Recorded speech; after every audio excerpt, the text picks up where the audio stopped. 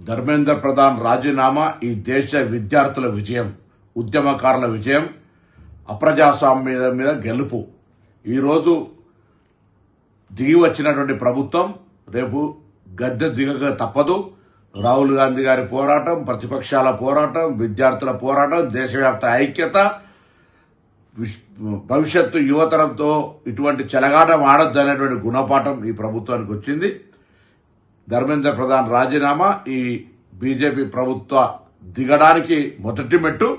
తప్పకుండా ఈ ప్రజలకు వ్యతిరేకంగా, అప్రజాస్వామికంగా రాజ్యాంగ హక్కులను కాలరాస్తూ పోలీసులతోటి నియంతృత్వంగా లాఠీ చార్జీలు చేస్తూ, రైల్వేలు బంద్ చేస్తూ, మెట్రోలు బంద్ చేస్తూ, జేఎన్టీయూ లాంటి యూనివర్సిటీల నుంచి పిల్లలు బయటికి రావద్దని నిర్బంధాలు పెడుతున్న ప్రభుత్వంకు వ్యతిరేకంగా ఇన్ని వేల మంది విద్యార్థులు దేశవ్యాప్తంగా ఉద్యమం చేస్తున్నారంటే ప్రభుత్వంపై ఎంత వ్యతిరేకత ఉందో అర్థమైంది.